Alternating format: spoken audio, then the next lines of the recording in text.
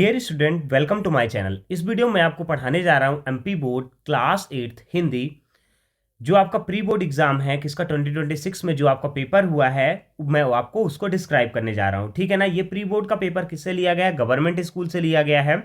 मैंने आपके लिए पिक्चर क्लिक करके वीडियो को मतलब पेपर को पढ़ाने का कोशिश किया है, क्योंकि इससे कि ये मैंने आपको ये मैं क्यों पढ़ा रहा हूँ, सबसे पहले आपको ये जानना चाहिए। पढ़ाने का रीज़न क्या है? देखिए, क्या होता है कि जो प्री बोर्ड पेपर होता है किसका, गवर्नमेंट स्कूल का, उनका पेपर बोर्ड के द्वारा ही आता है और वो डायरेक्टली क्या करते हैं, बोर्ड से ही कनेक्टेड रहते हैं पेपर। ठीक है ना। हम जैसे अगर प्राइवेट सेक्टर की स्कूल की बात करें तो वहाँ क्या होता है कि जो प्राइवेट सेक्टर की स्कूल्स होती हैं वहाँ हम खुद पेपर बनाते हैं और प्री बोर्ड कंडक्ट कराते हैं। लेकिन जो गवर्नमेंट स्कूल का पेपर होता है वो ऑथेंटिक होता है और बिल्कुल जेन्युइन होता है, जिस कारण से आपको ये सारे के सारे क्वेश्चंस करने चाहिए। और ये सभी के सभी क्वेश्चन जो आपके हैं मोस्ट इंपॉर्टेंट क्वेश्चन में कंसीडर किए जाएंगे। जितने भी आपके क्वेश्चन है ये बहुत ही ज़्यादा मोस्ट इंपॉर्टेंट क्वेश्चन है, इनको आपको प्रॉपर तरीके से करना है।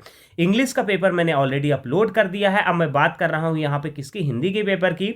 तो आप यहाँ पे देख पा रहे होंगे कि जो हमारा एग्जाम होता है 60 मार्क्स का होता है। मैंने अपने वीडियोज़ में कई बार आपको बताया है। और जो टाइम मिलता है आपको 2 आवर 30 मिनट का आपको टाइम मिलता है। ठीक है। अगर डिस्ट्रीब्यूशन की बात करें कि कौन सा कितने नंबर का क्वेश्चन आता है, तो 1 to 5 जो आपका होता है ये वस्तुनिष्ठ प्रश्न होते हैं, मतलब ऑब्जेक्टिव टाइप क्वेश्चन होते हैं जिसमें हमको 1 मार्क्स मिलता है। ठीक है। थर्ड नंबर क्वेश्चन को देख लीजिए, जैसे 6 to 10 यहाँ पे बात कर रहा है, ये फिल इन द ब्लैंक होते हैं। और ईच क्वेश्चन कितने मार्क्स के होते हैं? 1 मार्क्स के होते हैं। यहाँ पे देखिए फोर्थ नंबर पे जैसे आप देखेंगे 11 to 16 जो होते हैं, ये ईच क्वेश्चन आपका क्या हो जाएगा, 2 मार्क्स का होगा। ये वेरी शॉर्ट टाइप क्वेश्चन होते हैं या फिर अति लघुत्तरीय प्रश्न आप इनको बोल सकते हैं। ठीक है। फिर जो हमारा फिफ्थ नंबर जो हमारा है बच्चों, ये क्या है, 17 से 22 पूछा जाता है। ये क्या कहलाते हैं? लघु उत्तरीय प्रश्न कहलाते हैं, जो कि 3 मार्क्स के होते हैं। इनको शॉर्ट टाइप क्वेश्चंस भी बोलते हैं। ठीक है। और जो हमारा सबसे लास्ट 6 नंबर में 23 to 26, ये आपके 5 मार्क्स के क्वेश्चन होते हैं। इन्हें दीर्घ उत्तरीय प्रश्न या फिर लॉन्ग टाइप आंसर्स क्वेश्चंस बोले जाते हैं। ठीक है। अब चलिए बच्चों, बिना किसी देरी के मैं वीडियो को स्टार्ट कर रहा हूं। बट मैं आपके लिए इतनी हेल्प करता हूं, आपके लिए वीडियो अपलोड करता हूं, तो मैं आपसे उम्मीद करता हूं कि अगर आपके लिए वीडियो हेल्पफुल है, प्लीज़ वीडियो को लाइक करिएगा, चैनल को सब्सक्राइब करिएगा, अपने दोस्तों के साथ जरूर शेयर करिएगा। बच्चों, मैं आपको लिए ये सारे के सारे क्वेश्चन मोस्ट इंपॉर्टेंट क्वेश्चन है, आपको ये सारे के सारे लर्न करना बहुत ही जरूरी है। और अगर आप लास्ट तक मेरे वीडियो में बने रहेंगे तो आपको ये सारे के सारे क्वेश्चन यहीं पे लर्न हो जाएंगे। और जिन बच्चों ने तैयारी कर रखी है, जिनकी तैयारी पूरी तरीके से हो चुकी है, उनको अगर ये चेक करना है कि क्या उनकी तैयारी हो चुकी है कि नहीं हुई है, तो आपको क्या करना है, ये सारे क्वेश्चंस के आंसर देते हुए चलना है। कि आप देखिए, जैसे पहला क्वेश्चन लिखा हुआ है तो इसका आंसर क्या होगा। अगर मान लीजिए यही आपका बोर्ड का पेपर होता तो आपको कैसे पता चलता कि आप इनके आंसर्स दे पा रहे हैं कि नहीं दे पा रहे हैं। ठीक है। तो चलिए बच्चों, स्टार्ट करते हैं। सबसे पहले वस्तुनिष्ठ प्रश्न है यहाँ पे 1 to 5। वस्तुनिष्ठ प्रश्न क्या कहलाते हैं? ऐसे पेपर मतलब क्वेश्चंस कहलाते हैं जो ऑब्जेक्टिव टाइप मतलब 4 ऑप्शन दिए रहेंगे, उनमें से आपको एक सेलेक्ट करके लिखना होता है। बच्चों, वीडियो का जो क्वालिटी है उस पर मैटर मत करिएगा। देखिए क्या है कि ये जो पेपर है आपका, मैंने उसको फोटो क्लिक करके आपको पढ़ाने का प्रयास किया है। लेकिन अगर मैं आपसे बात करूं बच्चों, आपको कंटेंट से मतलब है, जो आपका मेन कंटेंट है वो बहुत इंपॉर्टेंट है। हो सकता है क्वालिटी थोड़ा कंप्रोमाइज़ हो जाए आपके लिए, लेकिन क्वालिटी यहाँ पे मैटर नहीं कर रही है। यहाँ पे क्वालिटी से ज़्यादा कंटेंट मैटर कर रहा है। ठीक है। क्वेश्चन नंबर 1 देखते हैं क्या बोल रहा है। बृहग वृंद का आशय क्या है? तो बृहग वृंद का आशय किससे है, आप इसको आंसर दीजिए। तो मैं चलिए बता देता हूं, इसका हो जाएगा पक्षियों के समूह से। ठीक है। सेकंड नंबर क्वेश्चन देखिए, एकाग्रता शब्द में प्रत्यय है। एकाग्रता शब्द में कौन सा प्रत्यय है? तो आपको बताना है इसमें कौन सा प्रत्यय हो जाएगा, आपका ता प्रत्यय हो जाएगा। बी नंबर जो आपका हो जाएगा ये राइट आंसर हो जाएगा। उपसर्ग पहले जो लगता है, प्रत्यय जो होता है वो बाद में लगता है। ठीक है। चलिए थर्ड नंबर क्वेश्चन देखते हैं क्या बोल रहा है। संगीत का सामाजिक महत्व कब बढ़ता है? संगीत का सामाजिक महत्व कब बढ़ता है? तो इसका आंसर हो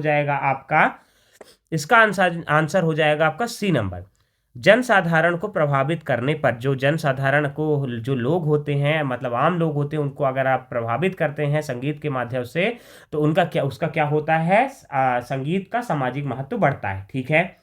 चलिए फोर्थ नंबर क्वेश्चन क्या देख लेते हैं। प्रतिवर्ष शब्द में समास है। प्रतिवर्ष शब्द में कौन सा समास है? तो प्रतिवर्ष शब्द में आपका अव्ययी भाव समास है। ठीक है। चलें आगे। 5 नंबर क्वेश्चन देख लेते हैं। वृद्ध किसान के चरित्र की कौन सी विशेषता नहीं है? मतलब जो वृद्ध किसान था तो उसके चरित्र की कौन कौन सी विशेषता नहीं, तो बुद्धिमान भी था, वो न्यायप्रिय भी था, दूरदर्शी भी था, लेकिन वो लेखक नहीं था। कौन नहीं था? लेखक नहीं थे। तो इसका राइट आंसर क्या हो जाएगा आपका? लेखक। ठीक है, चलिए नेक्स्ट क्वेश्चन को देखते हैं। 6 नंबर क्वेश्चन क्या बोल रहा है? कुमार गंधर्व 7 वर्ष की आयु में डैश रूप में विख्यात हुए। तो कुमार गंधर्व जो थे वो 7 वर्ष की आयु में किस रूप में विख्यात हुए थे? गायक के रूप में विख्यात हुए थे। ठीक है, क्वेश्चन नंबर 7 देख लेते हैं। महाभारत में डैश ने पांडवों के आत्मविश्वास से भर दिया था। मतलब महाभारत में डैश ने पांडवों को आत्मविश्वास से भर दिया था। तो किसने भरा था? श्री कृष्ण जी ने उनको क्या भरा था? आत्मविश्वास से भर दिया था। अब 8 नंबर क्वेश्चन देखिए। जहाज का पंछी शब्द कवि डैश की कविता में प्रयुक्त हुआ है। ठीक है ना, तो किसकी कविता में प्रयुक्त हुआ है? रामधारी सिंह दिनकर जी की जो कविता है जहाज का पंछी, उसमें प्रयुक्त हुआ है। ठीक है, 9 नंबर क्वेश्चन देखिए। प्रत्येक 4 वर्ष बाद अतिरिक्त माह को डैश कहते हैं। जो प्रत्येक 4 वर्ष बाद एक अतिरिक्त माह होता है उसको हम क्या कहते हैं? अधिमास कहते हैं। क्या बोलते हैं? हिंदी में अधिमास बोलते हैं। 10 नंबर क्वेश्चन देख लेते हैं। कमल का पर्यायवाची डैश है। तो कमल का पर्यायवाची शब्द क्या हो जाएगा आपका? यहाँ पे पंकज हो जाएगा। कमल का पर्यायवाची शब्द क्या हो जाएगा आपका? पंकज हो जाएगा। चलिए नेक्स्ट क्वेश्चन देखते हैं। अब यहाँ पे जैसे कि आप देख पा रहे हैं कि अति लघुत्तरीय प्रश्न यहाँ पे स्टार्ट हो चुके हैं। ठीक है ना, तो अति लघुत्तरीय प्रश्न जैसे कि आप जानते हैं कि ईच क्वेश्चन कितने मार्क्स का होता है? 2 मार्क्स का होता है। ठीक है ना, तो 11 नंबर क्वेश्चन से स्टार्ट करते हैं। इनको बिल्कुल छोटा छोटा आपको लिखना है, बहुत बड़ा आपको इनका आंसर नहीं देना होता है। किन्हीं 3 महान नारियों के नाम लिखिए जिन्होंने अपनी माँ का मान बढ़ाया है। तो 3 महान नारियों का नाम आपको लिख देना है। रानी लक्ष्मीबाई, सरोजनी नायडू और कस्तूरबा गांधी। ये तीनों क्या हो जाएंगी? महान नारियां हो जाएंगी। ठीक है, 12 नंबर क्वेश्चन देखिए। प्राचीन काल में चंद्र ग्रहण या सूर्य ग्रहण के लिए किसे उत्तरदायी माना जाता था? तो प्राचीन काल में चंद्र ग्रहण और सूर्य ग्रहण के लिए राहु और केतु को उत्तरदायी माना जाता था। ठीक है, चलिए आप यहाँ पे 13 नंबर क्वेश्चन देखते हैं। डॉक्टर चंद्रा के व्यक्तित्व को एक शब्द या एक वाक्य में व्यक्त कीजिए। डॉक्टर चंद्रा के व्यक्तित्व को आपको एक शब्द या एक वाक्य में लिखना है। तो आप इसमें क्या लिख सकते हैं? प्रेरणादायक या महान। क्या लिख सकते हैं? एक शब्द में कैसे लिख सकते हैं? प्रेरणादायक या महान। ठीक है, चलिए 14 नंबर क्वेश्चन देखिए। बहादुर बेटा किसे कहा गया है और क्यों? बहादुर बेटा किसे कहा गया और क्यों?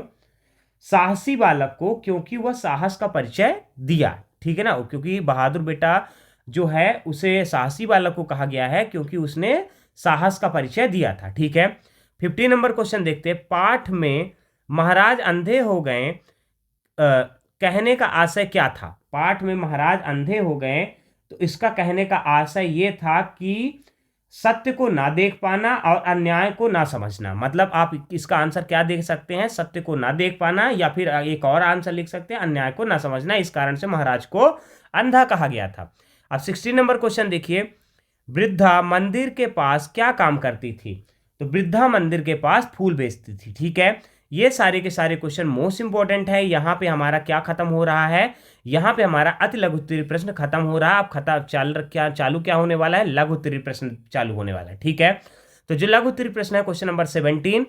तो विरोधी को हम शक्तिशाली क्यों मान लेते हैं? आपको इसको आंसर देना है। ठीक है, क्योंकि हम उससे डर जाते हैं और आत्मविश्वास खो देते हैं, इस कारण से हम विरोधी को शक्तिशाली मान लेते हैं। ठीक है, 18 नंबर क्वेश्चन देखिए। यहाँ पे क्या बोल रहा है? उपमा अलंकार किसे कहते हैं? उदाहरण देकर लिखिए। उपमा अलंकार किसे कहते हैं? आपको उदाहरण देकर लिखना है।